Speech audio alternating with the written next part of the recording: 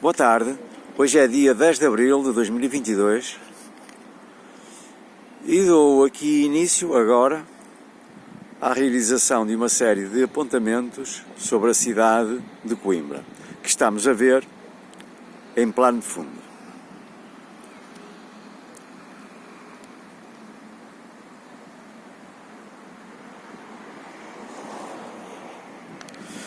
Trata-se de uma série de curtos vídeos que pretendem dar a conhecer um pouco do património histórico, arquitetónico, social e cultural da cidade onde está instalada uma das universidades mais antigas e conhecidas da Europa e do mundo.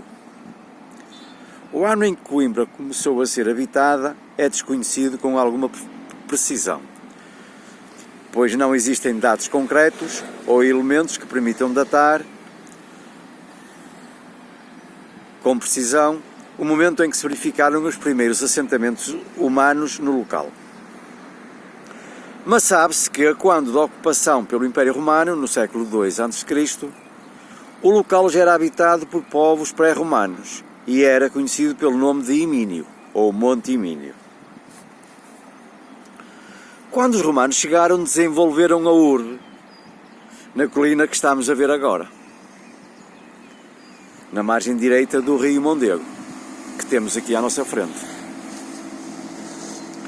E no local onde antes existia uma ponte de madeira, ou seja, neste local que estamos agora a ver, onde existe agora a ponte de Santa Clara, construíram uma ponte romana em pedra, que tinha por objetivo facilitar a deslocação de tropas de um lado para o outro.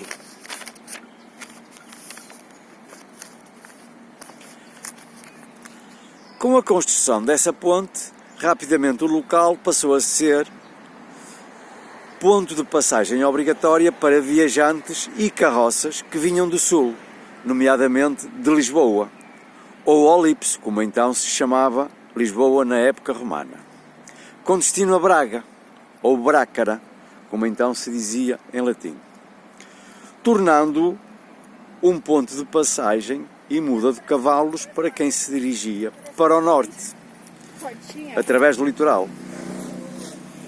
E o local começou a ganhar importância e a crescer, mercê dessa localização geográfica e de cruzamento e passagem de viajantes. Mais tarde, em 409, os povos germânicos penetraram no território da Espanha, como então era conhecida esta província romana da parte mais ocidental da Europa, o que levou os romanos a celebrarem um acordo com os suevos, grupo de povos germanos, para ocuparem a parte ocidental da Galécia, território composto pelo atual norte de Portugal e Galiza, Astúrias e Leão em Espanha, escolhendo Braga, ou Brácara, mais tarde conhecida como Brácara Augusta, em homenagem ao imperador romano Augusto, para a capital, enquanto os alanos, povo com origem na antiga Pérsia, oriundos do norte do Cáucaso, se estabeleceram na Lusitânia, situada mais no centro-sudeste. Em 585, o reino dos suevos cai, por força dos constantes ataques dos visigodos, e fica nas mãos destes. Para Conímbriga, que ficava a 17 km daqui, e cujas ruínas ainda podem ser visitadas, local amplamente desenvolvido e habitado pela elite romana, onde construíram luxuosas e sumptuosas vilas romanas, devido à existência de águas termais, que a cultura romana muito apreciava, foi o fim. Os seus habitantes fugiram e abandonaram-na ante a pilhagem dos vândalos visigodos e vieram morar para aqui, para Imínio. Sendo este local muito mais fértil e com bom abastecimento de água, fixaram-se cá definitivamente, trazendo consigo o nome Conímbriga. Ainda hoje, os habitantes da atual Coimbra são designados por conimbricenses, devido a essa origem. E com o tempo, o nome Conímbriga acabou por ser adaptado pela população para a denominação atual, Coimbra. Quase 130 anos após a conquista visigótica, os muçulmanos começam a invasão da Península Ibérica e Coimbra, como então já se designava, apesar de não ser uma grande cidade no contexto do Al-Andalus, sendo no entanto o maior aglomerado urbano a norte do Rio Tejo, pois contava já com 10 hectares de recinto muralhado e entre 3.000 a 5.000 habitantes, acaba por capitular em 714, caindo em mãos muçulmanas.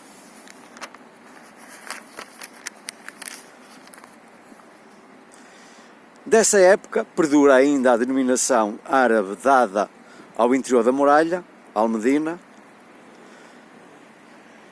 e ao exterior, Arrabalde. O fado de Coimbra também terá as suas raízes árabes, como, aliás, o fado em geral.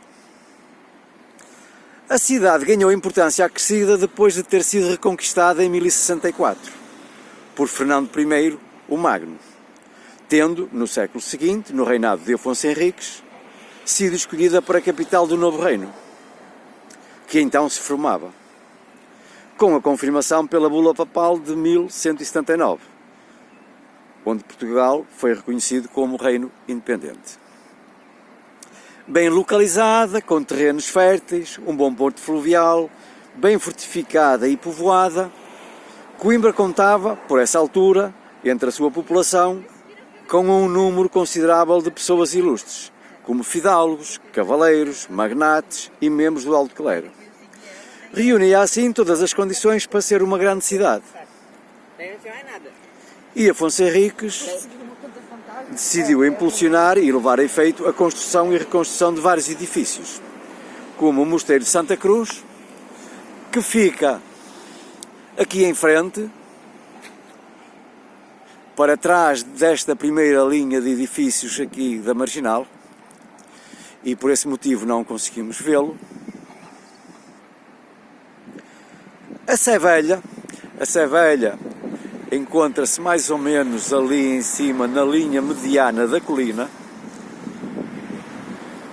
por um pouco abaixo daquela cúpula que estamos a ver lá no alto, à esquerda da torre da Universidade. Conseguimos ver um edifício em pedra, num tom amarelo torrado, com ameias. É o edifício da Sé Velha. A reconstrução da Ponte Romana, que ficava aqui, neste local onde está a Ponte Santa Clara, que se encontrava em vias de ruir, e o melhoramento da muralha da cidade, que a protegia.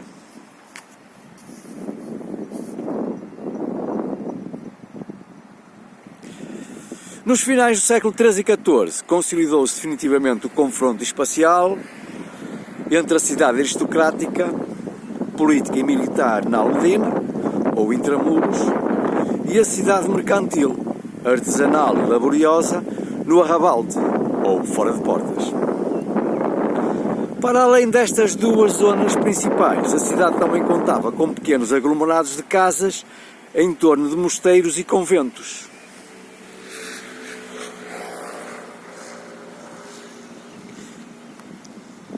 Como os de Celas e Santo António dos Olivais, que fica ali, em frente, no topo, aquele conjunto de casas, para trás daquele conjunto de casas,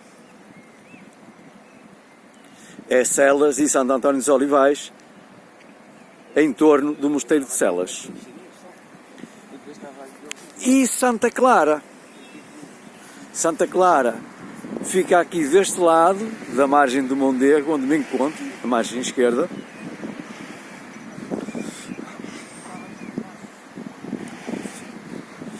Que se desenvolveu em torno do Mosteiro de Santa Clara. O Mosteiro de Santa Clara, a Velha, que é o antigo mosteiro, encontra-se aqui no sopé desta pequena elevação. Ele encontra-se ali à frente, não conseguimos vê-lo daqui deste ponto, mas conseguimos ver o outro que foi construído depois em sua substituição, que é o Mosteiro de Santa Clara a Nova. O Mosteiro de Santa Clara a Nova foi construído no topo da elevação. Vamos vê-lo agora aqui. Lá em cima, no topo, estamos a ver o Mosteiro de Santa Clara a Nova. E conseguimos vê-lo agora em toda a sua extensão. É o Mosteiro de Santa Clara a Nova, que foi construído em substituição do Mosteiro de Santa Clara a Velha, localizado aqui no Sopé, e que foi abandonado devido às constantes inundações do Rio Mondego e ao alagamento dos terrenos.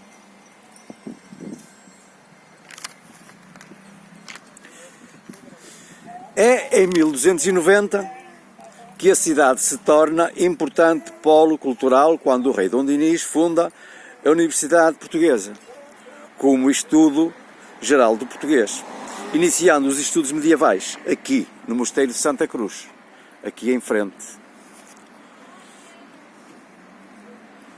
no referido Mosteiro de Santa Cruz, que eu também irei realizar um curto vídeo sobre o mosteiro, que será depois deste vídeo, irei realizar um sobre o Mosteiro de Santa Cruz.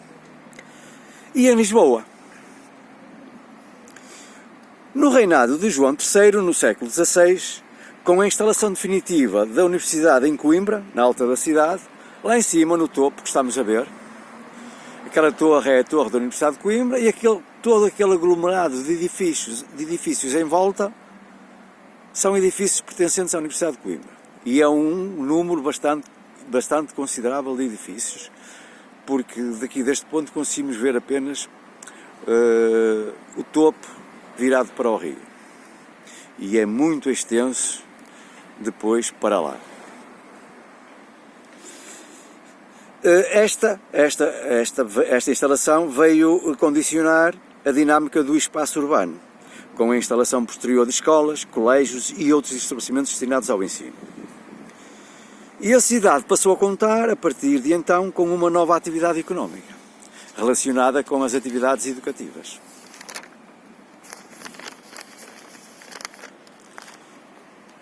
Mas é com o Marquês de Pombal, no século XVIII, que ao empreender uma enorme renovação da universidade, com a reformulação curricular e a construção de novos edifícios destinados às novas faculdades, que a cidade se vê profundamente marcada, sofrendo a partir daí um enorme impulso na sua dinâmica social, cultural e económica, definindo definitivamente a sua matriz futura. Na segunda metade do século XIX, as festas académicas passaram a fazer parte das festas da cidade e da população, que as adotaram, tal como o Fado de Coimbra, celebrado e cantado pelos estudantes e que fazem hoje parte indissociável da sua tradição. Também foi na segunda metade do século XIX que se implementaram na cidade infraestruturas e criaram-se equipamentos que permitiram o seu crescimento e desenvolvimento. É dessa época a construção do caminho de ferro, cuja estação central estamos aqui a ver em frente. Trata-se deste edifício que está ao centro da imagem, este edifício de cor branca, é a estação central do caminho de ferro de Coimbra. Ao lado podem ver-se composições do trem, que estão ali paradas. Do mercado de Dom Pedro V, que também fica aqui em frente, e não conseguimos vê-lo porque ele fica ainda mais atrás do Mosteiro de Santa Cruz. Da Ponte da Portela e da nova ponte metálica. A nova ponte metálica era uma ponte que veio substituir a ponte romana que se encontrava aqui. Por sua vez, essa ponte metálica foi substituída também na década de 50 dos anos do século XX e foi construída então esta que vemos agora, que é a Ponte Santa Clara. A cadeia penitenciária, que fica também lá em cima no topo, naquele edifício que estamos a ver lá em cima no topo, que tem uma abóbada, a cadeia penitenciária fica naquela direção, mas muito mais para trás ainda, fica no bairro de Santana, que deve o seu nome à existência no local do convento de Santana. E etc. Assim como arranjos urbanísticos da Baixa e Beira Rio.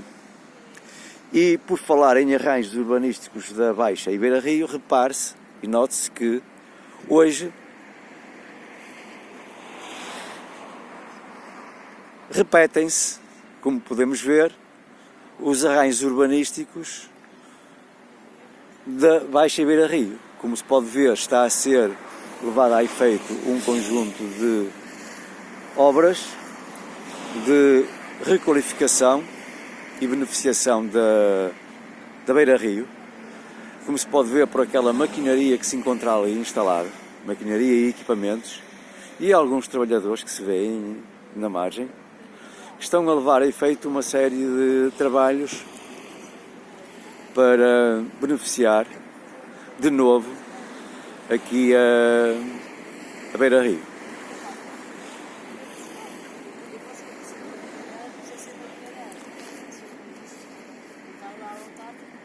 Já no século XX, inaugurou-se o serviço de carros elétricos que permitiu e acompanhou o crescimento da cidade, ligando o seu centro às novas zonas residenciais.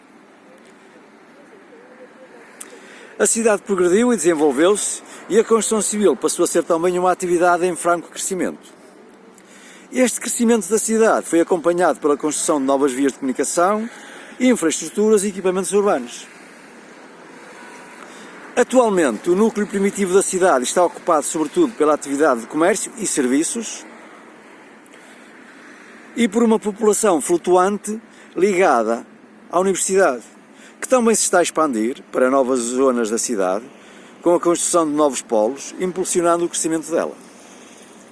Com um enorme património histórico, arquitetónico, cultural e natural, que reflete os seus grandes momentos da história, a Coimbra do século XXI continua dinâmica e em crescimento, tendo atualmente em curso a execução do projeto da rede metropolitana, denominada Metro do Mondego, que irá permitir uma melhor e maior mobilidade, quer da sua população residente, quer daquela das zonas envolventes que diariamente se desloca de e para a cidade.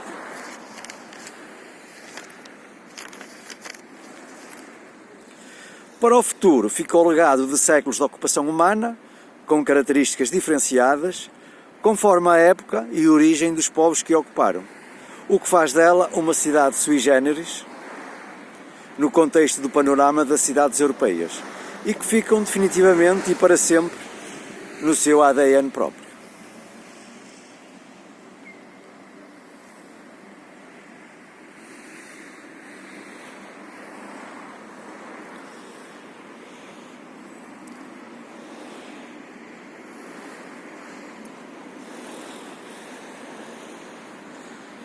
E termino aqui a realização deste primeiro vídeo. Obrigado.